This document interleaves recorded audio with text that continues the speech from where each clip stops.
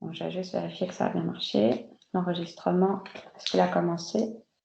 Voilà, maintenant, l'enregistrement a donc commencé.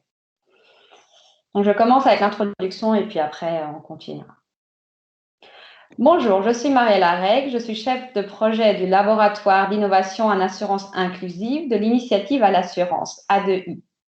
Donc, le laboratoire d'innovation en assurance inclusive est un programme d'environ 1 an dans lequel 4 équipes pays travaillent ensemble dans ce qu'on appelle un laboratoire social. L'objectif de ce lab est de travailler, de développer, de mettre en œuvre sur des solutions qui font progresser l'assurance inclusive dans les pays. Chaque équipe pays est composée de 8 institutions qui représentent le secteur de l'assurance. En se basant sur des méthodes de design thinking, les facilitateurs expérimentés accompagnent les équipes pour analyser l'état actuel de l'assurance inclusive dans leur pays et puis ensuite pour développer des innovations qui visent à améliorer la vie de personnes vulnérables dans le pays. Donc, la fin du deuxième lab approche, les équipes finalisent leur prototype et réfléchissent à la manière dont le travail pourrait se poursuivre après la fin du lab. Donc, ceci est donc un bon moment pour réfléchir à l'année écoulée et je suis heureuse de le faire avec Mohamed Ferris, chef de département suivi des produits d'assurance à l'autorité de contrôle des assurances et de la prévoyance sociale du Maroc. Donc, merci beaucoup Mohamed de prendre le temps pour réfléchir à cette expérience. Merci. Merci. Donc, je vais juste reprendre cette phrase parce que je me suis embrouillée. Donc, merci beaucoup, Mohamed, de prendre le temps de réfléchir à de votre expérience avec moi. Merci à vous, Marie. Donc, la première question que je souhaiterais vous poser, comment vous décririez le lab à vos collègues? Oui, merci. Avant tout, je pense que le lab est un vrai espace d'échange et de partage de connaissances et d'expériences sur le plan national, au sein de l'équipe nationale, mais également sur le plan international entre les participants des 4 pays des coins, candidats à la deuxième édition des labs. Et ce, avec la contribution des intervenants experts qualifiés que A2I a bien voulu faire participer à notre lab, qui sont versés dans les domaines en relation avec l'inclusion financière. D'un autre côté, je pense que le lab fait participer les différentes parties prenantes concernées directement par l'inclusion financière et par l'assurance inclusive en particulier, à savoir l'autorité de supervision, le ministère chargé des finances et les entreprises d'assurance, bien évidemment, et puis les différents canaux de distribution. Ce qui a permis d'ailleurs, pour le cas du Maroc, ce qui a permis de prendre connaissance, dans un premier lieu, des contraintes réelles de chacune des parties prenantes et par conséquent d'inciter les autres intervenants à en tenir compte, non pas uniquement au cours des travaux des labs, mais également en tenir compte dans les travaux et les missions quotidiennes de chacun de nous, en relation bien évidemment avec le développement de l'offre assurantielle et l'amélioration de l'accès des différents segments de la population marocaine aux produits d'assurance. Bon, en quelques mots, je pense que le lab, c'est un espace d'échange, un espace d'entente également, un espace également d'ambition et surtout c'est un espace de réflexion, si j'ose le dire, un espace de réflexion sans limitation et sans frontières. Donc chacun de nous, il exprime sa vision par rapport à l'accès à l'assurance et sa vision par rapport les limites et les contraintes que nous vivons ensemble, que ce soit en tant que régulateur ou en tant qu'opérateur ou distributeur des produits d'assurance. Et donc, sincèrement, la deuxième édition à laquelle j'ai participé, je la trouve bien réussie. Merci beaucoup, merci.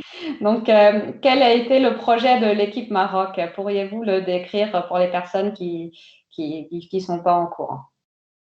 Donc, en fait, pour le cas du Maroc, donc, après avoir fait un état de lieu de l'accès aux produits d'assurance, et ce pour 2 principaux segments de population, à savoir les employeurs ou les travailleurs dans l'informel, et le deuxième segment qui concerne les petites et moyennes entreprises, les PME, nous avons opté par la suite pour la mise en place d'un concept qui regroupe un ensemble d'idées et de pistes d'amélioration visant à simplifier à la fois la souscription du contrat et leur gestion, et bien évidemment de favoriser l'accès aux produits d'assurance pour la population marocaine et notamment la population vulnérable. Pour la catégorie ou l'opération d'assurance que nous avons choisie, et vu que parmi les principaux besoins en couverture, notamment pour la population vulnérable, porte essentiellement sur la couverture médicale, et du coup, nous avons identifié des pistes innovantes pour l'assurance maladie au Maroc.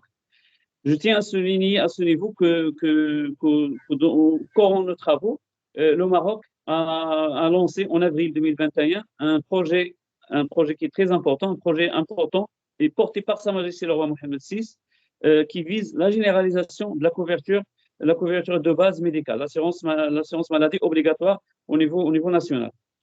Ça confirme l'importance et l'intérêt de la thématique que nous avons choisie juste avant le lancement de ce projet qui est très important pour notre population. Les travaux de réflexion et d'échange que nous avons menés dans le cadre de notre équipe, et en présence bien évidemment des représentants de l'autorité de contrôle des assurances de la province sociale, la CAPS, qui sont impliqués dans l'implémentation de notre feuille de route pour le développement de l'assurance inclusive et qui sont également versés dans le contrôle des produits d'assurance.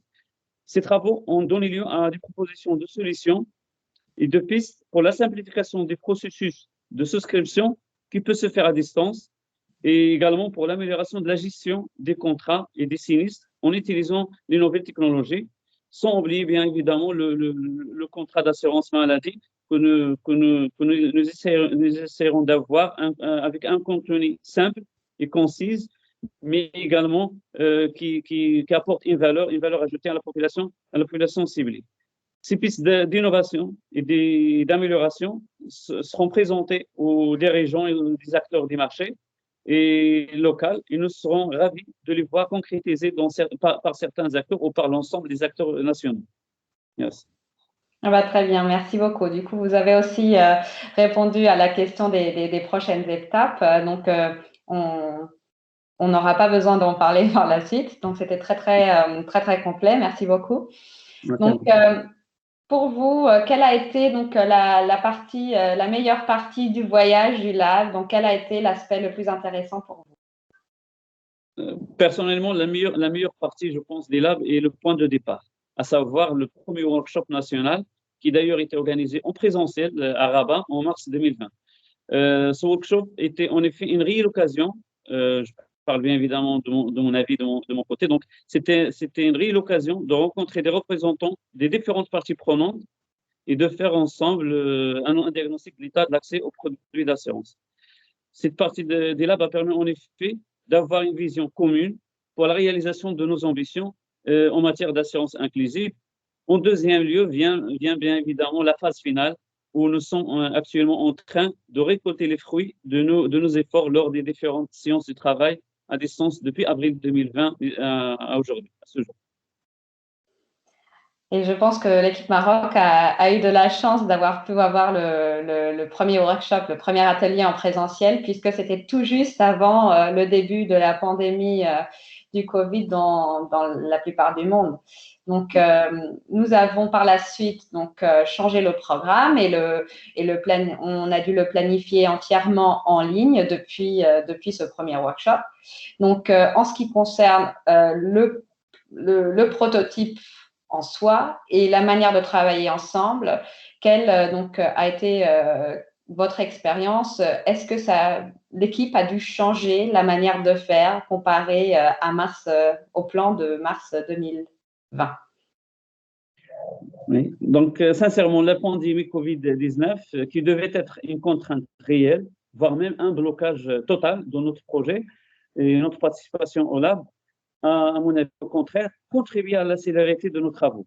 En effet, les membres de notre équipe marocaine résident dans deux villes, Rabat et Casablanca. Et sincèrement, même dans le cadre de workshop national,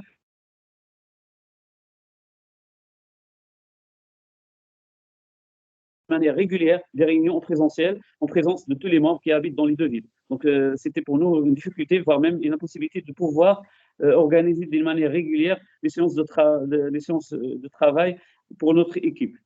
De ce fait, le recours obligatoire à des réunions en ligne, à des réunions à distance, nous a aidés à pouvoir contribuer ensemble à la réalisation de nos travaux dans le cadre de cela. Toutefois, dans le contexte de cette pandémie, nous n'avons pas pu réaliser certaines actions sur le terrain. Je pense ici en particulier aux enquêtes que nous souhaitions réaliser auprès de certains segments de la population marocaine, tels que les petites et moyennes entreprises qui bien évidemment sont installées au-delà des Rabat et de Casa, ils sont installés dans d'autres villes des royaumes. Donc, nous n'avons pas pu réaliser ces enquêtes sur le terrain.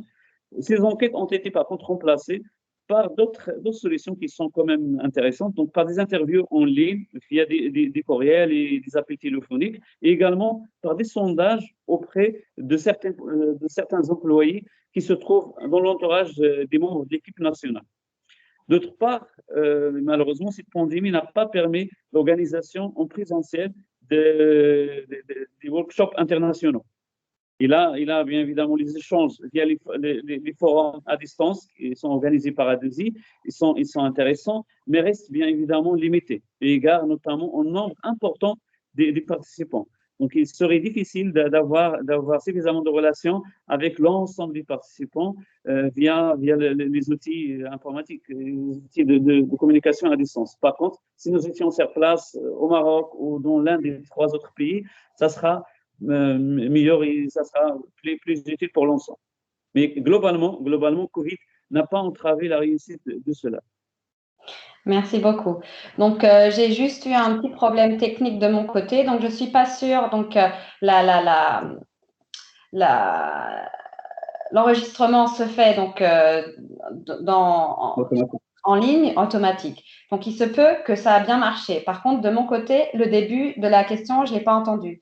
Donc, est-ce qu'on pourrait reprendre la première partie qui était en lien avec Casablanca, Rabat, et puis la deuxième partie au niveau international, ça, je l'ai bien eu. Donc, est-ce que vous pourriez reprendre le début de la réponse, si ça ne vous dérange pas trop? Je suis désolée. D'accord. Donc, allez-y. Donc, sincèrement, la pandémie Covid-19, qui devait être une contrainte réelle, voire un blocage total de nos travaux et de notre projet dans le cadre de cela, au contraire, contribue à la célérité de nos travaux. En effet, les membres de l'équipe marocaine résident dans 2 villes, résident à Rabat et à Casablanca, et je pense que même dans le cadre du workshop national, nous avons évoqué ces difficultés de pouvoir organiser de manière régulière l'ensemble des réunions et des séances de travail en présence de l'ensemble des membres de l'équipe marocaine. Donc, de ce fait, le recours obligatoire à des réunions à distance et en ligne grâce à la Covid, nous a aidé à pouvoir continuer ensemble pour entamer les différents travaux dans le cadre de notre équipe et bien évidemment pour pouvoir apporter des solutions à notre population marocaine. Super, merci beaucoup. Donc, la mise en réseau de parties prenantes du système, de l'écosystème de l'assurance inclusive, aussi bien au niveau national qu'au niveau international, est l'un des objectifs du Lab. Donc, pourriez-vous nous raconter un peu plus sur comment a été cette expérience pour vous dans ce domaine? En ce qui me concerne, je suis en charge à la CAF, l'autorité de contrôle des assurances et de la prévoyance sociale marocaine, du contrôle des produits d'assurance. Du coup, je travaille essentiellement avec les entreprises d'assurance et les représentants de la Fédération marocaine des sociétés d'assurance et de réassurance.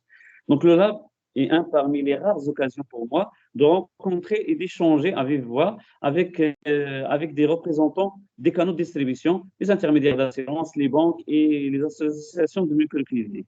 Donc déjà, grâce au Lab, j'ai de nouvelles relations avec notamment les représentants des canaux de distribution et c'est utile pour eux et pour nous également, pour l'autorité.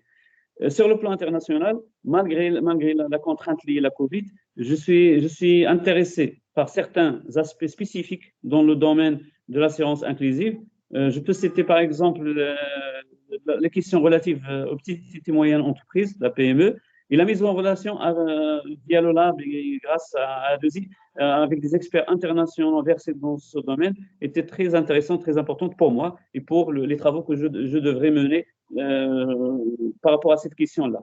Par ailleurs, j'ai pu avoir via le Lab des contacts de certains membres des équipes des 3 autres pays.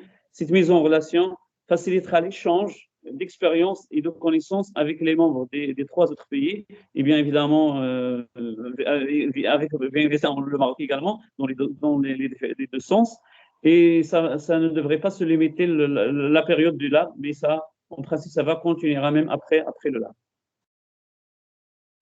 Merci beaucoup. Et je pense que on va essayer aussi de vous mettre à disposition le réseau des participants du premier lab et du 3e lab qui va suivre aussi. Donc, on espère avoir des possibilités d'échange entre les différents participants des différentes années. Donc, c'est notre plan pour l'avenir et pour le mois de septembre aussi.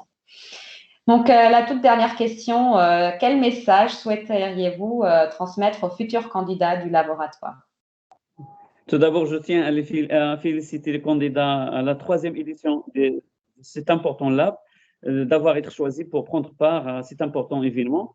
S'agissant d'un lab d'innovation et d'échange, donc je pense le message clé que j'aimerais bien transmettre aux futurs candidats est de les inviter à venir à ce lab avec intérêt et également à faire état d'ouverture d'esprit, dans le sens où il n'y a pas de mauvaises idées.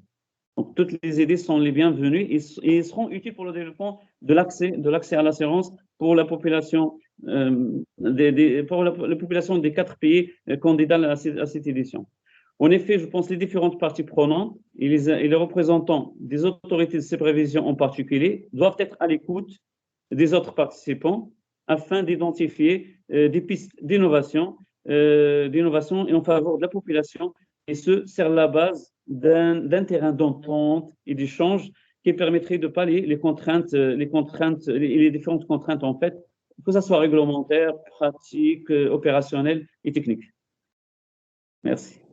Merci beaucoup, Mohamed Ferris, et je vous souhaite donc beaucoup de succès pour la fin du projet pour l'équipe Maroc. Merci beaucoup. Merci à vous. Merci, Marine. Donc voilà, maintenant, j'arrête